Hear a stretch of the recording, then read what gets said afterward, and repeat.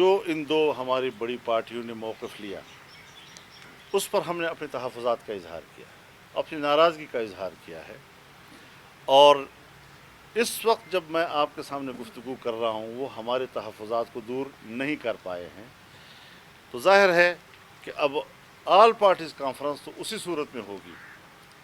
البتہ اپوزیشن کے جن جماعتوں کو مسلسل نظر انداز کیا گیا ہے، ہم مسلسل رابطے میں بھی ہیں اور ہم مزید بھی اپنی باہمی مشاورت کی طرف آگے بڑھیں گے۔ دیکھیے، جواب تو ہمیں بھی آتے ہیں، لیکن ہم احتیاط کا دامن چھوڑتے نہیں ہیں۔ آپ دور کیوں جاتے ہیں؟ یہ تو بہت دور کی بات ہے۔ لاہور میں ایک دن میری میٹنگ ہوتی ہے جناب میاں شہباز شریف صاحب کے ساتھ، اگلے روز میری میٹنگ ہوتی ہے بلاول صاحب کے ساتھ۔ دونوں پارٹیوں سے اس بات پر اتفاق ہوتا ہے کہ ہم نے عید کے فوراً بعد رہبر کمیٹی کا اجلاس کرنا ہے، وہ تجاویز جو طے کر لیں گی اس کو ایجنڈا بنائیں گے ہم اے پی سی کا۔ میں وہاں سے ڈیرہ اسماعیل خان کے لیے روانہ ہوا، راستے میں پتہ چلا کہ اگلے روز وہ حکومت کو ووٹ کر رہے ہیں۔ تو شکایت تو ہماری بنتی ہے نا جی، کہ ابھی تو ہم جو ملاقات کر چکے تھے اور جب ہم نے ان کے ساتھ گفتگو کی، اب یہ جو ایک تصور دیا جاتا ہے جی کوئی ضرورت تھی یا ملک کو ضرورت تھی، تو بابا یہ باتیں تو ایک دفعہ طے ہو چکی ہے کہ حکومت ناجائز ہے، اس پر اتفاق رائے ہے ہمارا۔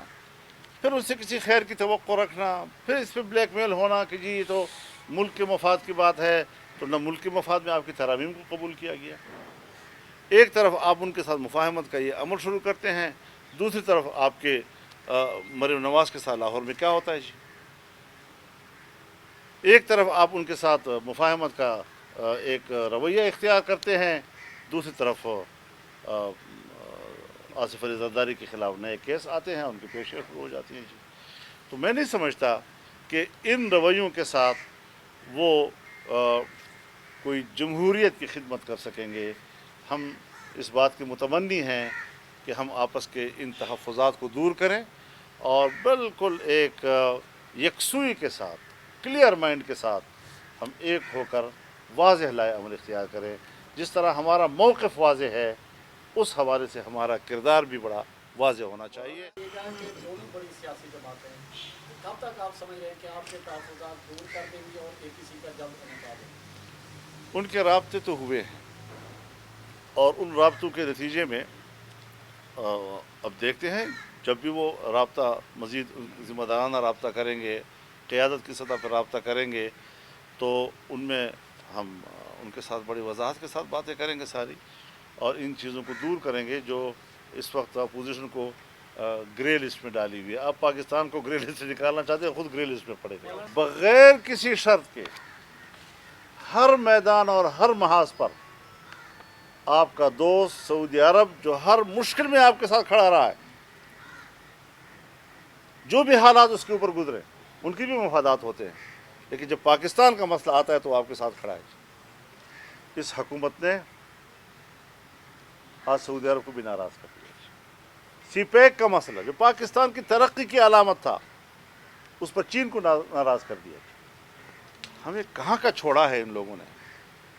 اور آج جو قانون سازی ہو رہی ہے، جو پاکستان کے نظام میں اس قوم کی غلامی کی علامت بن سکتا ہے آنے والے مستقبل میں، یہ بھی کر گزرے۔ جیسے ان کا ایجنڈا ہی یہی تھا کہ اس ملک کو کس طرح ہم بین الاقوامی غلامی کی طرف دھکیل سکتے ہیں، اس ایجنڈے کی تکمیل کے لیے وہ اپنے سب کچھ کر رہے ہیں۔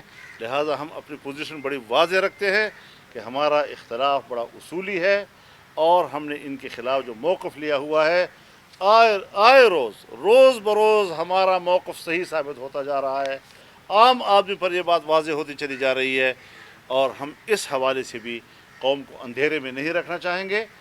آنے والے دنوں میں بھی ہم ان کے اس حقیقت کو تشتزبام کریں گے تاکہ قوم کو گمراہ نہ کیا جا سکے، اور ہم ایک باعزت قوم کے طور پر اپنا مستقبل طے کر سکیں۔ ایک ذہن میں بات رکھیں، ہمیشہ کے لیے اپوزیشن یا کوئی بھی تحریک آپ چلاتے ہیں تو جب سارے گروپس مل کر چلاتے ہیں تو وہ تحریک زیادہ مؤثر اور کامیاب رہتی ہے. حکومت اگر اکیلے ایک پارٹی تنہا کر رہی ہے اپنی پوری قوت کے ساتھ وہ زیادہ کامیاب ہوتی ہے باہمی شراکت کی حکومت سے. لیکن تحریکیں جو ہیں وہ تنہا چلانے کی بجائے سب کی شراکت کے ساتھ زیادہ کامیاب رہتی ہیں. تو اس پہلو کو بھی ہم مد نظر رکھتے ہیں کہ تحریکوں کے تقاضے کیا ہوتے ہیں. سبوتاج کر کے جاتے ہیں. لیکن پھر بھی ہم نے ہمت نہیں ہارنی, ہم نے آگے بڑھنا ہے اور اس ساری صورتحال کو ان کے سامنے رکھنا ہے ہم نے کہ آپ کی وجہ سے کیا کیا مشکل آ رہی ہے, اپوزیشن کیوں خوار ہوتی جا رہی ہے, کمزور ہوتی چلی جا رہی ہے. ہمیں اس مشکل سے ابھی نکلنا ہوگا. بہت بہت شکریہ. جو آپ کا احتجاج ہے وہ پشاور میں, اس کے لیے دعوت دی ہے آپ نے ان کو, جو 7 تاریخ کو آپ کا ایک ریلی ہو رہی ہے؟ 7 تاریخ کو ہماری جماعت نے ختم نبوت کانفرنس کا اعلان کیا ہے اور ایک بڑے پیمانے پر ختم نبوت کانفرنس منعقد کی جائے گی.